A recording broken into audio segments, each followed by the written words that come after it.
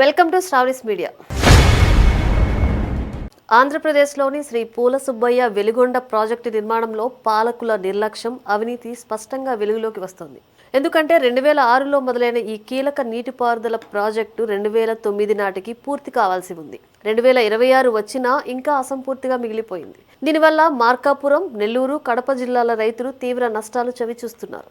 గత వైసీపీ ప్రభుత్వాన్ని deputy CM Pawan Kalyan 2025లో తీవ్రంగా విమర్శించారు. అవినీతి, నిర్లక్ష్యం కారణంగా ప్రాజెక్టు ఆలస్యమైందని ఆరోపించారు. అయితే గత ప్రభుత్వాలు కూడా ఇందుకు బాధ్యత వహించాల్సి ఉంది.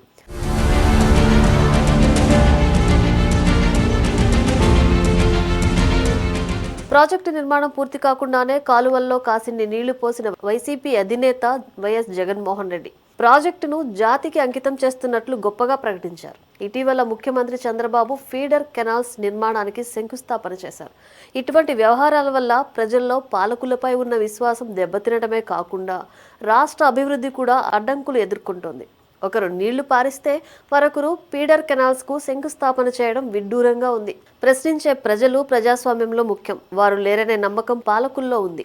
అందుకే పాలకుల ఆటలు సాగుతున్నాయి. విజన్ పేరుతో సీఎం చంద్రబాబు పాలిస్తుంటే తాను చెప్పింది చేశానని జగన్ చెప్పుకుంటున్నారన్నారు.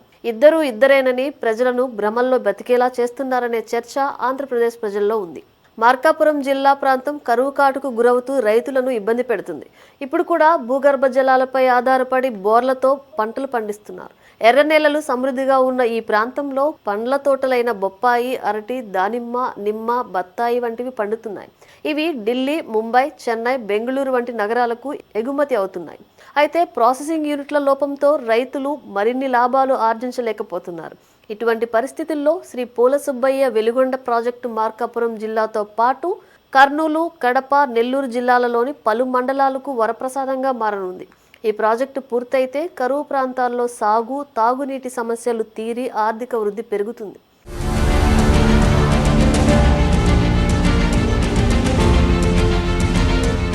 వెలిగొండ ప్రాజెక్టు ఆంధ్రప్రదేశ్లోని కరువు, ఫ్లోరైడ్ సమస్యలతో సతమతమవుతున్న ప్రాంతాలకు జీవనాడిగా రూపుదిద్దుకుంది. ఇది కృష్ణానది నుంచి శ్రీశైలం రిజర్వాయర్లోని వరద నీటిని నల్లమల సాగర్ రిజర్వాయర్కు మళ్లించడం ద్వారా సాగు, తాగునీటి అవసరాలు తీరుస్తుంది. ప్రాజెక్టు మొత్తం సామర్థ్యం 43.5 టీఎంసీలు.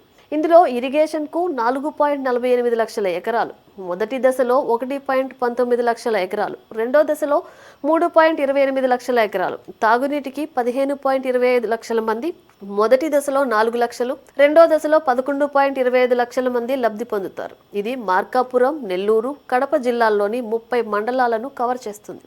ఇందులో ప్రకాశం జిల్లాలోని దొనకొండ మెగా ఇండస్ట్రియల్ హబ్కు 2.58 టీఎంసీలు, పామూరు, పెదచెర్లోపల్లి మండలాల్లోని నేషనల్ ఇన్వెస్ట్మెంట్ అండ్ మ్యానుఫ్యాక్చరింగ్ జోన్కు 1.27 టీఎంసీలు కూడా కేటాయించారు. ఈ ప్రాజెక్టు కేవలం సాగు మాత్రమే కాకుండా ఫ్లోరైడ్ ప్రభావిత ప్రాంతాల్లో తాగునీటి సమస్యను పరిష్కరిస్తుంది. వరద కాలంలో కృష్ణానది నుంచి నీటిని మళ్లించడం ద్వారా భూగర్భ జలాలపై ఆధారపడకుండా రైతులు అన్ని రకాల పంటలు పండించవచ్చు. ఇది ఆర్థికంగా వెనుకబడిన ప్రాంతాల్లో వ్యవసాయ ఉత్పాదకత పెంచి ఉపాధి అవకాశాలు సృష్టిస్తుంది. అయితే ప్రస్తుతం రైతులు ప్రాసెసింగ్ లేకపోవడంతో పూర్తి లాభాలు పొందలేకపోతున్నారు. ప్రాజెక్టు పూర్తయితే ఇది మారవచ్చు.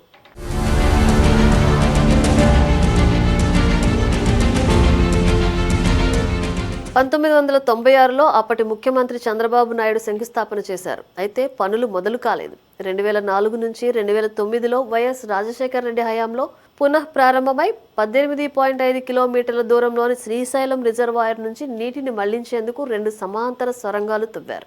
మొదటి సొరంగం పూర్తయింది, రెండోది జరుగుతుంది. వైఎస్ మరణానంతరం రోసయ్య, కిరణ్ కుమార్ రెడ్డి హయాంలో పనులు ముందుకు సాగలేదు.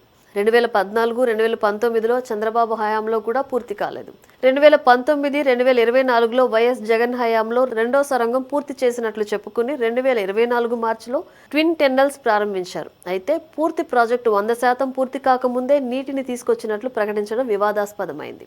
2024లో అధికారంలోకి వచ్చిన చంద్రబాబు నాయుడు ప్రభుత్వం ఈ ప్రాజెక్టును ప్రాధాన్యతగా తీసుకుంది. 2026 మార్చి 5తో 30 ఏళ్లు పూర్తి చేసుకున్న సందర్భంగా ట్విట్టర్లో స్పందిస్తూ నేను శంకుస్థాపన చేశాను, నేను ప్రారంభిస్తాను అని ప్రకటించారు చంద్రబాబు. వారం రోజుల క్రితమే ఫీడర్ కాలువలకు శంకుస్థాపన చేశారు. అయితే రెండో సొరంగంలో ఇంకా 0.5 కిలోమీటర్ పూర్తి కావాలి. మెయిన్ కెనాల్స్ మరమ్మతులు అవసరం. ప్రభుత్వం 2025 సెప్టెంబర్లో 4,000 కోట్లు అదనపు నిధులు విడుదల చేసి 2026 ఆగస్టుకు పూర్తి చేయాలని లక్ష్యంగా పెట్టుకుంది.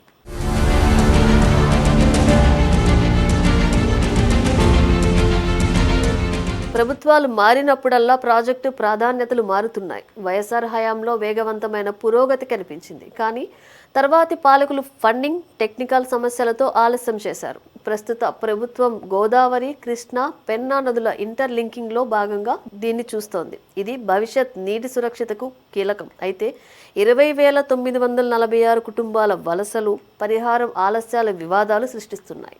ఈ ప్రాజెక్టు పూర్తయితే రైతులు భూగర్భ జలాలపై ఆధారపడకుండా స్థిరమైన సాగు చేయవచ్చు. ఆర్థిక వృద్ధి పెరుగుతుంది. కానీ ఆలస్యాలు ప్రజలలో అసంతృప్తి సృష్టిస్తున్నాయి. పాలకులు ప్రకటనలకు మాత్రమే పరిమితం అవుతున్నారా అనే సందేహాలు ఉన్నాయి. ప్రభుత్వం ఇప్పుడు వేగవంతం చేస్తే ఇది నిజంగా వరప్రసాదం అవుతుంది. లేకుంటే మరో ఆలస్యం ప్రజలను మరింత బాధ పెడుతుంది.